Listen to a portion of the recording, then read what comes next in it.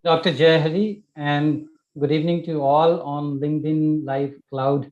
Um, I am Aditya Petwal, Assistant Director, Center for Responsible Business, and I'm very excited to welcome Dr. Jayahari for this short LinkedIn Live session that we want to create as a teaser to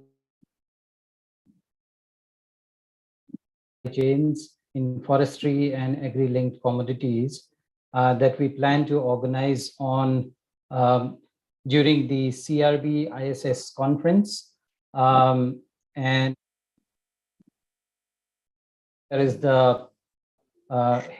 the snapshot or a screenshot of the program I've shared on my screen.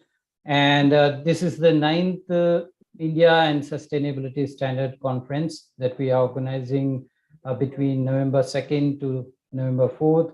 And we have lined up multiple of knowledge-packed sessions. One among them is the sustainable supply chain in forest and agri-linked commodities that will be organized on 4th of November between 2:30 to 4 p.m. At Eros Hotel, Nehru Place, New Delhi. In that regard, we have got today Dr. Jayahari, who will be moderating this session. A little about Dr. Jayahari. Dr. Jayahari is the India Country Coordinator for the Food and Land Use Coalition. He also is also the Associate Director of the Sustainable Landscape Restoration Program at WRI, and he has a vast experience in natural resource conservation programs as well as biodiversity conservation programs. So I'm very excited to welcome you, Dr. Jayahari. Thank you, Aditya. Yeah. So for the benefit of our program, maybe we can have a little chat to understand more about this program. So can I request you to give us some more details about this program? But before that, as this program is linked with the larger FOLU program, and also the, as we call it, the CREST Alliance under FOLU. Would you like to talk a little bit about these two global and regional initiatives, elaborating on the objectives and maybe the key stakeholders associated with these? Thanks, Aditya. FOLU is a global coalition of experts and organizations. There are 9 global organizations at the global level came together to make it, and there are around 25, 30 ambassadors who are experts from different parts of the world joined with FOLU. So we have around 9 country platforms, and every country platforms are independent. And in different format it operates, but for the broader FOLU objectives. So the broader FOLU objective, precisely, if I tell you, in 2019, we have published the Growing Better report, and we understood that the global food sector is a 10 billion size segment, but the damage it caused, right from the production to the waste, and also the environmental and health impacts of agrochemicals use and all, the damage volume is $14 billion per year. So, we need a huge shift. Even talking in economic terms is basically to understand the real issue with a better lens. But we can see it in an environmental lens, you can see in a nutrition lens. So in any way, if we look, we need a larger shift from the present way of producing, transporting and consuming food to a sustainable manner. So we have identified 10 critical transitions, and all the country platforms basically are the frontline units for implementing these 10 critical transitions in the countries. So in India, we have some core partners. WRA India is a secretariat. CW, Council for Energy, Environment and Water, the Energy Research Institute, and RRA, and Revitalizing Rainfed Agriculture Network, are the core partners of it. Indian Institute of Management, Ahmedabad, being one of the associated initiatives, Payable, as a country lead, they are also part of it. And we have Polu has a, rather than working with partners, we have a system of creating action coalition. So an action coalition is a set of organizations which doesn't need to be the core partners, but a set of organizations who have capabilities, interests, and enthusiasm and capacities to work on a single element of Polu's agenda. So the crust has been formed to work on the supply chain aspects, especially greening the supply chain in the broad sense, we can say. So the crust partners are CRB, Center for Responsible Business, who is leading it. We have WWF India and IDH India as the partners, and also WRA India is there as a partner.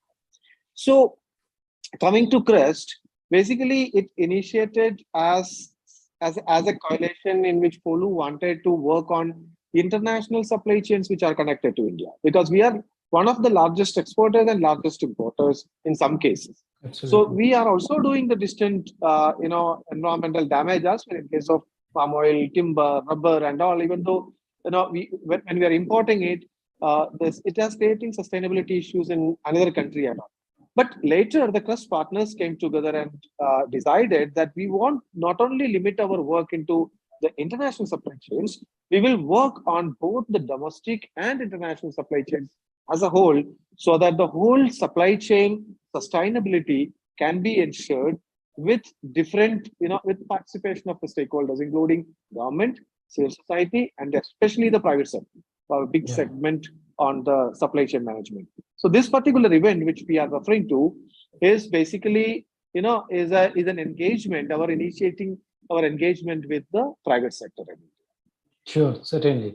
That's very well explained. And on that note, could you also share some of the objectives of this session, as well as who all are participating? Um, of course. So, the objectives in a sense, like, let me give a 1 minute background before the objectives about the broader background of it. Yeah. So basically, the broad background is everyone understand the stake of private sector in ensuring sustainability, because the Mhm. business has a big stake, and private sector also understand that no, incorporating sustainability into their business is not only for the benefit of environment, but for their business itself, and it's recognized by the government as well, so that the government also brings certain kind of reporting systems and checks and balances to ensure that the private sector is into sustainable business. But what is happening is like these dots are not getting connected. Absolutely. So the government, so there is not a hard kind of a good framework in Mhm. which we can get all these interests of the stakeholders brought for a better benefit of the environment and the biosphere, we can call it as. So Mhm. this is basically the objective of this session is a beginning. So we are actually bringing four top, trying to bring more than me, better who have Yeah. already confirmed. So Mhm. we are trying to bring certain four of the major private sector or INC Indian segments to the platform and initiating a discussion with them. The discussion point and the objective is basically to understand what is their perspective. We clearly know that they want to ensure sustainability, no doubt. But what is the bottleneck where they are Mhm. actually stuck, or what is the major hurdle in front of them where Yeah. we can pitch in? So that no, we know the government, we will have separate engagement with the government, but Yeah. this is an engagement with the private sector. So we would like to understand what is the problem they are facing and in ensuring sustainability in a whole sense. And second, whether they are really informed about different segments in which they can pitch in and with the same investment. If not, how can Crest as a whole work with them and ensure that their interests and the larger sustainability interests are fulfilled? So the discussion will be focusing on their present initiatives, what they find it as their limitations, and we are also, we know like Crest is developing a larger, matrix in which we can capture different elements of sustainability, so that it can be used as a tick box, like are we here, are we here, are we fulfilled this, or if not, how we can get into that. So on long run, Crest want to support this business initiatives to make their sustainability initiatives better and worthy for their investments. So that's the objective. So this is the beginning to understand how we can make our baby steps faster. That's the objective. Yeah. USP of this program is also that companies who are participating, some of those are also the signatories of the declaration that was done. Yeah, would you like to talk a little bit Of about course, that? like in COP26, that time COP presidency UK government has brought out a kind of a framework which is in short called FACT, Forest Agriculture Commodity Trade Trade. Dialogue, right? Yeah. Forest Agriculture Commodity Trade Dialogue. So the basic concept is the same. Like there are commodities which are extracted from forest. There are commodities. So all the land-based commodities, agriculture commodities, are in huge trade across the countries, all across the Yeah. world. And there are different reasons for that. So the dialogue was that how can countries take initiative Yeah. in ensuring the sustainability of all these international trades? So not only to ensure that within the countries the extraction is sustainable or the production is sustainable, also to ensure that they are not doing distant sustainability, they're not creating distant sustainability issues by import. Yeah. So this dialogue has been, even in India, the trust has conducted that dialogue with the participation of civil society, NGOs, scientists, and private sector. So this has culminated in COP26 in Glasgow last year into a signing, committing certain, signing certain commitments into fact. So several private companies, around 14 of them, which are the INCs, the international corporations who are dealing with these commodities and their transport, have signed with different commitments that they are going to focus on ensuring the sustainability. So we are taking four of them, the Indian segments of the four of them, and trying to work with them. This is actually, basically that there is an opportunity there. They are also committed to it. So helping them to implement their commitment in a better manner. Absolutely. And we have got confirmations from Mr. Ian Suvarganda. He's the head of the policy and partnership at Golden Agri Resources. Ms. Nikita Asthana, head of sustainability in Olam International. Mr. Vipin Gupta, CEO of Louis Dreyfus Company. So we have, quite of established, corporate executives. And I'm super excited to learn from them and from you and others. So so do I feel that the other audience will also be inspired and motivated to join us during that program. But I'd also like to understand from you. So if there is some outcome visualized from the discussion that we will be having on 4th, how do you visualize that outcome and how do you want to take it forward? I would see it in two ways. What I would like to achieve two things. Yeah. One is basically, there is a general perception in many of those civil society segments that business is always unsustainable. And we need continuous engagement. So they keep actually business as some segment which always create sustainability issues, or so basically we want to get into that discourse and engagement with civil society, that there are ways in which we can increase the sustainability of the business, and they're also interested into it. So there I am visualizing a large communication from the business segment to the civil society, that things are not that so bad. We can do it. We are also there for ensuring sustainability, and we can do that. So that is one thing what I am visualizing. Second is actually, as I told, as we have discussed, business is committed. Otherwise, why should they sign into this fact, kind of a framework? So they are also interested into it, and government is also interested into it, in ensuring the sustainability from the business segment. But there's a gap. Like, their expertise is basically on business, not in sustainability, ensuring sustainability. So they may need a kind of additional support with the tools and with the, with certain research and data Guidelines. and evidences, Hmm. where they can make their sustainability investments fruitful. So Absolutely. this, I'm visualizing the second part Hmm. as a kind of a beginning of engagement with this top four committed, business entities, where Crust can start, or what, it doesn't need to be Crust, but it can be any agency who can support them into, in their sustainability initiatives, Yes. to work on overcoming the hurdles in which they can really achieve their sustainability objective. So one, Absolutely. helping the business to achieve their sustainability objective. Second, changing the perspective among the society, civil society, about the business and their role in ensuring the sustainability, overall environmental sustainability. Yeah, Yeah. these are the two things I visualize. And I would request you to add if you have anything No, I more. certainly I see that this will be something that will be that will act like a change, accelerating this change, and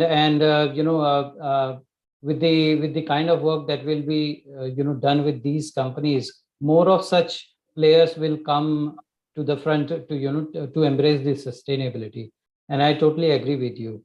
So I towards the end of this session, I would quickly like to also understand from you if there is any key message that you would like to give to our audience to motivate them, to join us for the session of 4th November. The key message is basically, this is, I would say, like, the significance of this particular initiative and this event is basically we are bringing the private sector on board Yes. For contributing towards the better future of humankind. Yeah. So even though in first look it may feel as a business engagement, it's not. It's a perfect environmental sustainability dialogue, Yes. and with a very important stakeholders. Mm-hmm. So I would encourage anybody who is interested in broader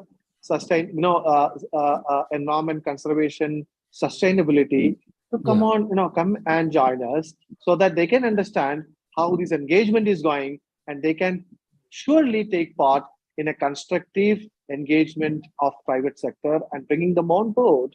They're already on board, but so increasing their involvement Mhm. in ensuring environmental sustainability globally and especially in India. That's the Yeah. key message I would like to give. Yeah. Yeah. Thank you so much. And with that, I am also sharing my screen just to flash the details of this session. So it's the sustainable supply chain in forest and agri-linked commodities on 4th of November 22nd, 2022, between 14:30 to 1600 hours India Standard Time. And we will be organizing this important event on in Eros Hotel, Nehru Place, New Delhi. But of course, the viewers can also join us virtually from wherever they are, from their locations. And in this regard, we'll soon be sharing the registration links and other details how the different participants from different locations can join this session. So once again, I thank Dr. Jai Hari, as well as I thank all the viewers whosoever is watching us or will be watching us in due course. And I'll be welcoming everybody to join us on this during this session on 4th November on sustainability supply chains in forestry and agri-linked commodities under Follow Quest program. Thank you so much. Thank you, Aditya. Thank you, Thank all you. the viewers and Trust and Follow partners too. Thank you, Bye. everyone. Excited to join the event on 4th November. Thank you. Sure, sure.